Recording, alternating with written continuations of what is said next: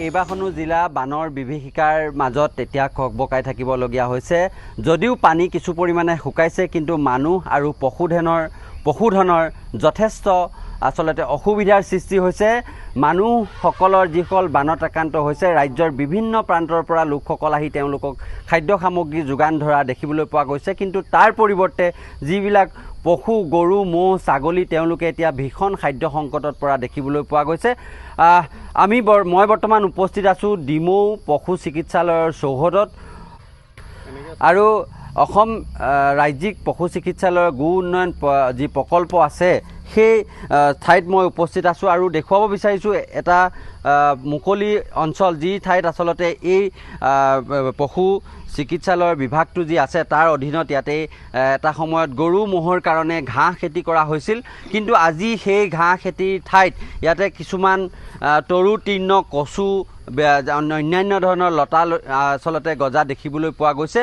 যি সময়ত আচলতে ৰাজ্যৰ বানপীড়িত যিবিলাক অঞ্চলত গৰু ম'হৰ খাদ্য সংকটত, ভীষণ খাদ্য সংকটত পৰা দেখিবলৈ পোৱা গৈছে, সেই সময়ত কিন্তু এই যিটো বিভাগ আছে সেই বিভাগটোৱে এডালমান ঘাঁহ যোগান কৰা দেখিবলৈ পোৱা নগ'ল, কিয়নো তেওঁলোকে ঘাঁহ খেতি কৰিবলৈ বাদ দিয়া হ'ল। আজি ইয়াত ঘাঁহ খেতি কৰা হ'লে এই গৰু ম'হৰ কাৰণে তেওঁলোকে ঘাঁহ যোগান দিব পাৰিলেহেঁতেন।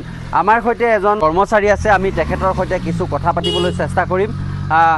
কি কাৰণে আচলতে শেহতীয়াকৈ তেওঁলোকে এনেকুৱা ধৰণৰ এই ঘাঁহ খেতিৰ যি আঁচনি আছে সেই ঘাঁহ খেতি কৰিবলৈ তেওঁলোকে বাদ দিলে, মই তেওঁৰ পৰা জানিবলৈ চেষ্টা কৰিম। আগতে ইয়াতে ঘাঁহ খেতি কৰিছিলে, এতিয়া কেইবছৰৰ পৰা কৰা নাই? এই বছৰটোহে নাই ঘাঁহ। কিয় নকৰা হ'ল?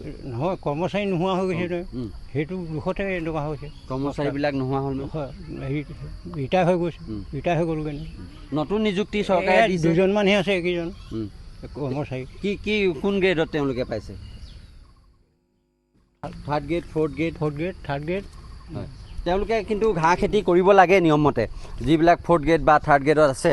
কিন্তু এই মাষ্টাৰ ডিগ্ৰী কৰি যিসকলে নিযুক্তি পাইছে থাৰ্ড গ্ৰেড, ফ'ৰ্থ গ্ৰেডত তেওঁলোকে নিযুক্তি হৈছে, সেইসকলে এতিয়া কেনেধৰণে ইয়াতে ঘাঁহ খেতি কৰিব সেয়া এটা বেলেগ কথা। কিন্তু আমি এই মুহূৰ্তত দেখুৱাব বিচাৰিছোঁ যে যি সময়ত শিৱসাগৰ জিলাৰ লগতে কাষৰীয়া কেইবাখনো জিলা বান বিভীষিকাৰ পাছত এই পশুসমূহে ভীষণ খাদ্য সংকটত পৰিছে, সেই সময়ত কিন্তু যি পশু বিভাগ আছে সেই বিভাগটোৱে কিন্তু তেওঁলোকৰ আঁচনিৰ অধীনত কৰিবলগীয়া ঘাঁহ খেতি কিন্তু কৰা পৰিলক্ষিত হোৱা নাই। আৰু এই দৃশ্য মই দেখুৱাই আছোঁ ইয়াতে। এতিয়া এই যি ঠাইত পূৰ্বতে ইয়াতে ঘাঁহ খেতি কৰা হৈছিল গৰু ম'হৰ কাৰণে, পশুধনৰ কাৰণে, সেই স্থানসমূহত এতিয়া কচু গজি আছে আৰু এনেধৰণে এতিয়া বানপীড়িত অঞ্চললৈ তেওঁলোকে কোনো ধৰণৰ চৰকাৰীভাৱে ঘাঁহ বা পশুখাদ্য যোগান ধৰিবলৈ অসমৰ্থ হৈছে। তাৰ পৰিৱৰ্তে ব্যক্তিগতভাৱে ডিমৌৰ পৰা আমি দেখুৱাই আছোঁ বহু অনুষ্ঠান প্ৰতিষ্ঠানে সেই পশুধনৰ বাবে ব্যক্তিগতভাৱে তেওঁলোকে খাদ্য যোগান ধৰা দেখিবলৈ পোৱা গৈছে।